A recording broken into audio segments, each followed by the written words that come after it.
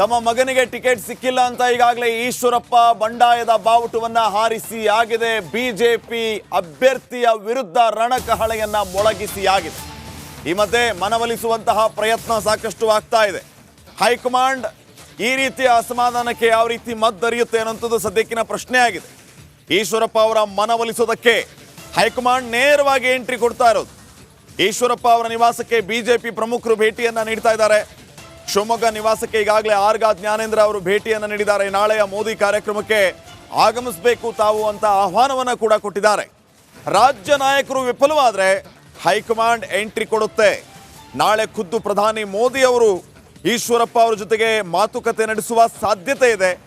ನಾಳೆ ಶಿವಮೊಗ್ಗಕ್ಕೆ ಪ್ರಧಾನಿ ಮೋದಿ ಅವರು ಆಗಮಿಸ್ತಾ ಇದ್ದಾರೆ. ಈ ಹಿನ್ನೆಲೆ ಈಗ ರಾಜ್ಯ ನಾಯಕರು ಒಬ್ಬೊಬ್ಬರೇ ಈಶ್ವರಪ್ಪ ಅವರ ಮನೆಗೆ ಭೇಟಿ ಕೊಟ್ಟು ಅವರನ್ನು ಮನವೊಲಿಸುವಂತಹ ಕೆಲಸಕ್ಕೆ ಮುಂದಾಗ್ತಾ ಇದ್ದಾರೆ. ರಾಜ್ಯ ನಾಯಕರು ಮನವೊಲಿಸುವಲ್ಲಿ ವಿಫಲವಾದರೆ ಹೈಕಮಾಂಡ್ ಡೈರೆಕ್ಟ್ ಎಂಟ್ರಿ ಕೊಡುತ್ತೆ. ಅದರಲ್ಲೂ ಪ್ರಧಾನಿ ಮೋದಿ ಅವರು ನಾಳೆ ಖುದ್ದು ಈಶ್ವರಪ್ಪ ಅವರ ಜೊತೆಗೆ ಮಾತುಕತೆ ನಡೆಸುವ ಸಾಧ್ಯತೆ ಇದೆ ಅಂತ ಹೇಳಲಾಗ್ತಾ ಇದೆ.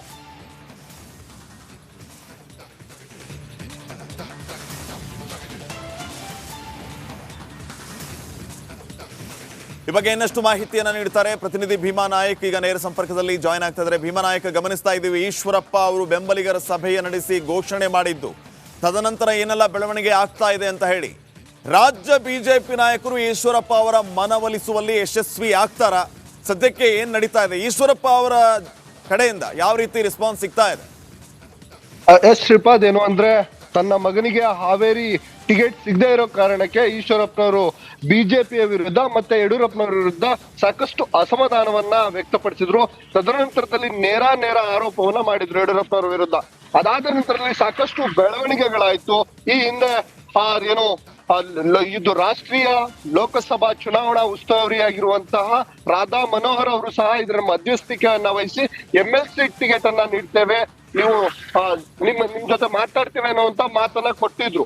ಅದಾದ ನಂತರದಲ್ಲಿ ಕಳೆದ 2-3 ದಿನಗಳ ಹಿಂದೆ ಆರ್ಗ ಜ್ಞಾನೇಂದ್ರ ಅವರನ್ನ ಕಳಿಸಿದ್ರು. ಅದಾದ್ರೂ ಸಹ ಏನು ಈಶ್ವರಪ್ಪನವರು ಯಾವುದಕ್ಕೂ ಸಹ ಸೊಪ್ಪೆಂದಿರ್ಲಿಲ್ಲ. ಮತ್ತೆ ಯಾವುದಕ್ಕೂ ಏನು ಇವರ ಅಸಮಾಧಾನವನ್ನ ಶಮನ ಮಾಡುವಂತ ಬಿಜೆಪಿ ನಾಯಕರ ಕೈಯಲ್ಲಿ ಆಗಿರ್ಲಿಲ್ಲ. ಹಾಗಾಗಿ ಮತ್ತೊಮ್ಮೆ ಇವತ್ತು ಹೈಕಮಾಂಡ್ ಎಂಟ್ರಿಯನ್ನ ಕೊಟ್ಟು ಹೈಕಮಾಂಡ್ ಮೂಲಕ ಏನು ಅಸಮಾಧಾನಗೊಂಡಿರುವಂತ ಈಶ್ವರಪ್ಪನವರಿಗೆ ಇವತ್ತು ಏನಾರು ಮಾಡಿ ನಾಳೆ ಪ್ರಧಾನಿಗಳು ನಾಳೆ ಕಾರ್ಯಕ್ರಮಕ್ಕೆ ಆಗಮಿಸ್ತಾರೆ. ಆ ಕಾರ್ಯಕ್ರಮಕ್ಕೆ ಆಹ್ವಾನ ನೀಡಬೇಕು ಅಂತೇಳಿ 3 ಜನರ ರಾಜ್ಯ ನಾಯಕರ ತಂಡವನ್ನ ಕಳಿಸಿತ್ತು ಬಿಜೆಪಿ ಹೈಕಮಾಂಡ್. ಏನು ಆರ್ಗ ಜ್ಞಾನೇಂದ್ರ ಆಗಿರ್ಬೋದು, DS ಅರುಣ್, ಹಾಗೆ ರವಿಕುಮಾರ್ ಅವರನ್ನ ಬೆಳಗ್ಗೆನೆ ಇವತ್ತು ಮನೆಗೆ ಈಶ್ವರಪ್ಪನವರು ಏನು ಮನೆ ಇದೆ, ಏನು ಮಲ್ಲೇಶ್ವರಂನಲ್ಲಿ ಮನೆ ಇದೆ, ಆ ಮನೆಗೆ ಕಳಿಸಿ ಕೆಲವೊಂದಿಷ್ಟು ಮಾತುಕತೆಯನ್ನ ನಡೆಸಿರುವಂತದ್ದು. ರಾಜಕೀಯವಾಗಿ ಮಾತುಕತೆ ನಡೆಸಿದ ನಂತರ ಕಾರ್ಯಕ್ರಮಕ್ಕೆ ಬರುವಂತೆ ಏನು ಆಹ್ವಾನವನ್ನ ನೀಡಿರುವಂತದ್ದು. ಆದ್ರೆ ಈಶ್ವರಪ್ಪನವರ ಇವೆಲ್ಲ ಮಾತುಕತೆ ನಡುವೆ ಸಹ ಅವರು ಮತ್ತೆ ಹಾಗೆ ಅಸಮಾಧಾನ ಹಾಗೆ ಇರುವಂತದ್ದು. ಇವರ ಮಾತುಕತೆಗೆ ಯಾವುದೇ ಸೊಪ್ಪಾಕಿಲ್ಲ. ಹಾಗಾಗಿ ಬಂದ ದಾರಿಗೆ ಸುಂಕ ಇಲ್ಲ ಎಂಬಂತೆ ಆರ್ಗ ಜ್ಞಾನೇಂದ್ರ ಆಗಿರ್ಬೋದು, ರವಿಕುಮಾರ್ ಆಗಿರ್ಬೋದು, DS ಅರುಣ್ ಆಗಿರ್ಬೋದು ಹೋಗಿರುವಂತದ್ದು. ಹಾಗಾಗಿ ಇದ್ರ ಮೇಲೆ ಮತ್ತೆ ಇಲ್ಲಿ ನಡೆದಿರುವಂತಹ ಮಾತುಕತೆ ಚರ್ಚೆಗಳನ್ನ ಅವರು ಏನು ಕೇಂದ್ರದ ವರಿಷ್ಠರಿಗೆ ತಿಳಿಸಿರುವಂತದ್ದು. ಹಾಗಾಗಿ ನಾಳೆ ಪ್ರಧಾನಿಗಳು ಸ್ವತಃ ಇಲ್ಲೇ ಬರ್ತಿದ್ದಾರೆ ಶಿವಮೊಗ್ಗಕ್ಕೆ. ಹಾಗಾಗಿ ಅವರನ್ನ ಪ್ರಧಾನಿಗಳು ಆಗಮಿಸುವ ಮುನ್ನವೇ ಏನು ಸೋಗಾನೆ ವಿಮಾನ ನಿಲ್ದಾಣ ಇದೆ, ಅಲ್ಲಿ ಅವರ ಜೊತೆ ಮಾತುಕತೆ ನಡೆಸುವಂತ ಸಾಧ್ಯತೆಗಳು. ಒಂದೇ ನಿಮಿಷ ವಿಮಾನಕ್ಕೆ ಮತ್ತೆ ಸಂಪರ್ಕ ಮಾಡ್ತೀನಿ. ರಾಜ್ಯ ನಾಯಕರ ಸಂಧಾನಕ್ಕೆ ಈಶ್ವರಪ್ಪ ಅವರು ಬಗ್ಗಿಲ್ಲ. ಈಗಾಗಲೇ ನಮ್ಮ ಪ್ರತಿನಿಧಿ ಮಾಹಿತಿಯನ್ನ ನೀಡ್ತಾ ಇದ್ರು. ಆರ್ಗ ಜ್ಞಾನೇಂದ್ರ, DS ಅರುಣ್, ರವಿಕುಮಾರ್ ಭೇಟಿಯನ್ನು ನೀಡಿ ಮನವೊಲಿಸುವಂತಹ ಕೆಲಸಕ್ಕೆ ಮುಂದಾಗಿದ್ರು. ಆದರೆ ಯಾರ ಮಾತಿಗೂ ಕೂಡ ಜಗ್ಗಿಲ್ಲ ಈಶ್ವರಪ್ಪ ಅವರು. ಒಂದ್ ಕಡೆ ಮೋದಿ ಅವರ ಕಾರ್ಯಕ್ರಮಕ್ಕೆ ಬರಬೇಕು ಅಂತ ಈ ಎಲ್ಲ ನಾಯಕರು ಅವರಿಗೆ ಆಹ್ವಾನವನ್ನು ನೀಡಿದ್ದಾರೆ. ಆದರೆ ಈಶ್ವರಪ್ಪ ಅವರ ನಡೆ ಏನು ಅನ್ನೋದು ಸದ್ಯಕ್ಕಿನ ಪ್ರಶ್ನೆ ಆಗಿದೆ. ನಾಳೆ ಈಶ್ವರಪ್ಪ ಮೋದಿ ಮುಖಾಮುಖಿ ಆಗುವ ಸಾಧ್ಯತೆ ಇದೆ ಒಂದು ಕಡೆ. ಆದರೆ ರಾಜ್ಯ ನಾಯಕರು ಮನವೊಲಿಸುವಂತಹ ಪ್ರಯತ್ನ ಮಾಡ್ತಾ ಇದ್ರು, ಏನು ಕೆಲಸ ಆಗ್ತಿಲ್ಲ ಅಂತ.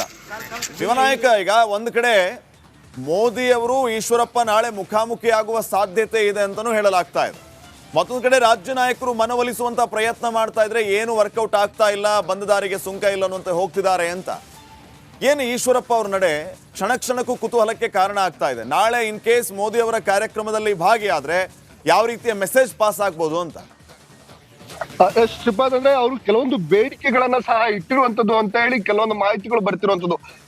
ಕೊನೆ ಪಕ್ಷ ಅವ್ರಿಗೆ ಅವರು ಎರಡೇ ಹಠ ಅವ್ರದ್ದು ಏನು ಅಂದ್ರೆ ನಾನು ಒಂದು ವೇಳೆ ನಾನು ಶಮನ ಆಗ್ಬೇಕು ಅಂದ್ರೆ ಹಾವೇರಿ ಟಿಕೆಟ್ ಅನ್ನ ಮಗನಿಗೆ ಕೊಡ್ಲೇಬೇಕು ಅನ್ನೋಂಥದ್ದು ಈಗಲೂ ಸಹ ಅವರು ಹಠವನ್ನ ಹಿಡಿದಿದ್ದಾರೆ ಅನ್ನುವಂತ ಮಾಹಿತಿಗಳು ಸಿಗ್ತಿರುವಂತದ್ದು.